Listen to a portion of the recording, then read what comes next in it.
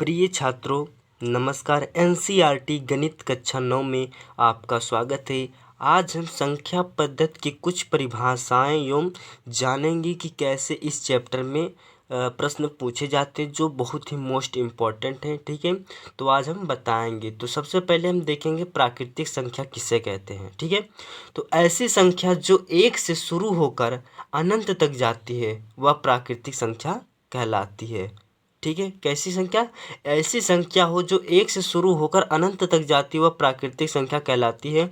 जैसे 1 2 3 4 dash dash अनंत तक। ठीक है, अगर 1 से संख्या अगर शुरू होगी तो वह प्राकृतिक संख्या कहलाएगी। ठीक है, अब यहाँ पर आपके मन में क्वेश्चन उठ रहा होगा कि 0 भी तो प्राकृतिक संख्या है ना। तो ये 0 प्राकृतिक संख्या नहीं है, क्योंकि जो अक्षर स्टार्ट होते हैं वो 1 से ही स्टार्ट होते हैं, इसलिए प्राकृतिक संख्या नहीं है। अगर इसमें अगर 0 में अगर ये ऐड कर दिया जाए तो क्या संख्या कहलाएगी?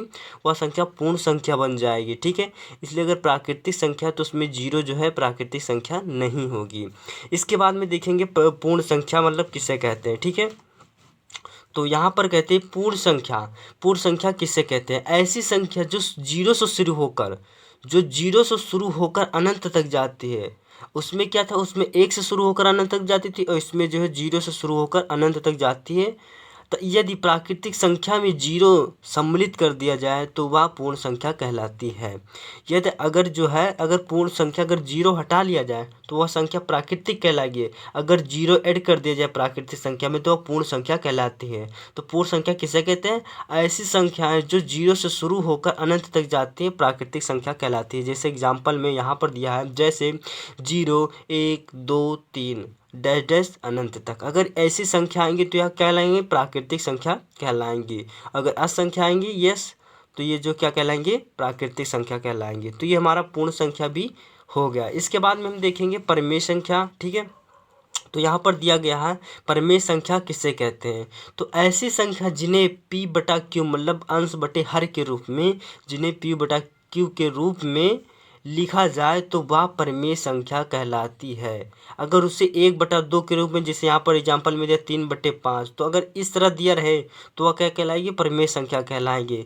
जहाँ पर दिया गया जहाँ p और q दो पूर्णांक तथा p क्या कहते हैं ग्रेटर देन 0 है। ठीक है, ये जो है कहलाती है। अब प्राकृतिक परिमेय संख्या किसे कहते हैं? ऐसी संख्या जिन्हें p बटे q के रूप में लिखा जाए तो वह परिमेय संख्या कहलाती है, जहाँ p और q दो पूर्णांक संख्या है तथा q ग्रेटर देन 0 है।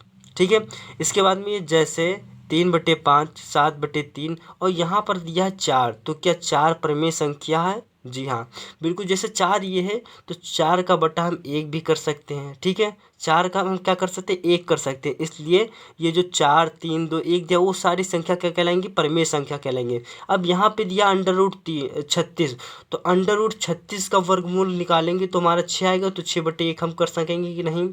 तो ये क्या कहलाएंगे?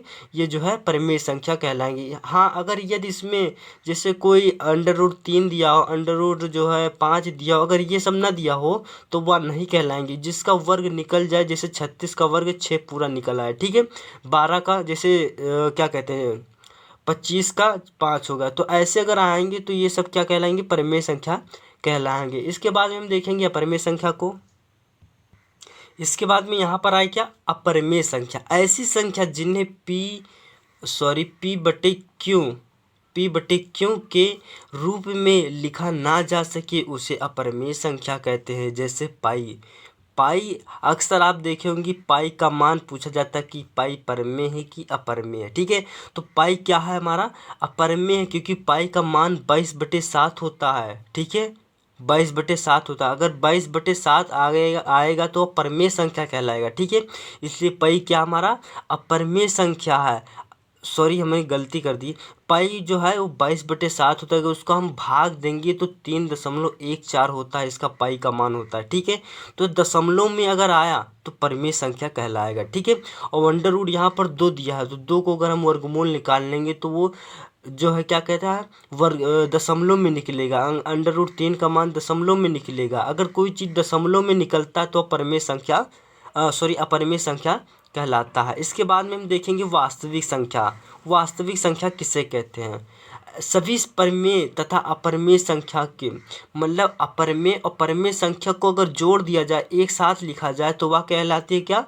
वास्तविक संख्या कहलाती हैं। जैसे 1 2 3 4 0 √2 √3, ये सब क्या कहलाती हैं? तो ये क्या कहलाती है? वास्तविक संख्या कहलाती है। जैसे पूछा जाए कि √2 वास्तविक संख्या है, तो हाँ है।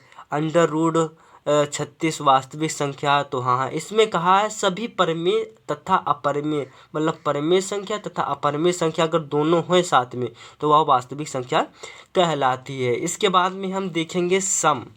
जी, ये बहुत मोस्ट इम्पॉर्टेंट, इसमें से हम जो बता रहे हैं वो सभी मोस्ट इम्पॉर्टेंट है, आप इसे नोट कर लीजिएगा, ठीक है। तो यहाँ पर कह रहा है कि सम संख्या ऐसी संख्याएं जो दो से पूर्णतः विभाजित हो जाए, उसे सम संख्या कहते हैं, ठीक है। जो दो से पूरा कट जाए उसे क्या कहते हैं? सम संख्या कहते हैं। जैसे 2 2 दूनी 4, 4 2 दूनी 4, 6 2 तिया 6, 4 दूनी 8, ये सब जो क्या दो से पूरा कट जाएंगे, इसलिए ये क्या कहलाएंगे? सम संख्या, ठीक है। तो जो संख्या दो से कट जाए उसे क्या कहते हैं? सम संख्या कहते हैं। इसके बाद में हम देखेंगे विषम संख्या की ओर। तो यहाँ पर कह रहा है कि ऐसी संख्याएं जो दो से पूर्णतः विभाजित ना हो, मतलब दो से ना कटे, वह क्या कहलाएंगी? विषम संख्या कहलाएंगी। सम संख्या किसे कहते हैं? जो दो से कट जाए उसे सम संख्या कहते हैं, जैसे 2 4 6 8। और जो संख्या दो से ना कटे, ना विभाजित हो, उसे क्या कहते हैं? विषम संख्या। जैसे 1 3 5 7, ये केवल अपने आप संख्या से कटेंगे, एक से कटेंगी और जो है अपने आप संख्या से कटेंगे, बल्कि दो से नहीं कटेंगी। जब दो से नहीं कटेंगी तो आप विषम संख्या कहलाएगी, ठीक है। इसके बाद में हम जो है नेक्स्ट देख लेते हैं। इसके बाद में हम अभाज्य संख्या किसे कहते हैं, इसको देख लेते हैं, ठीक है। तो यहाँ पर दिया है ऐसी संख्याएं जो एक से तथा संख्या स्वयं के अलावा किसी अन्य संख्या से पूर्णतः विभाजित नहीं होती है, उससे क्या कहते हैं? अभाज्य संख्या कहते हैं।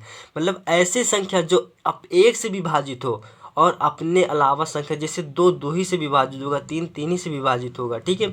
तो ऐसी संख्या जो एक से विभाजित हो और अपने आप ही से विभाजित हो, उससे हम क्या कहते हैं? अभाज्य संख्या कहते हैं। जैसे 2 से कट जाएगा, 1 से कट जाएगा, 3 1 से कट जाएगा, 3 से कट जाएगा, और जो कोई संख्या से नहीं कटेगा, तो उसे क्या कहते हैं? अभाज्य संख्या कहते हैं। यहाँ पर दिया गया नोट, क्योंकि ये बहुत मोस्ट इम्पॉर्टेंट है, हर परीक्षा में पूछ लिया जाता है, ठीक है।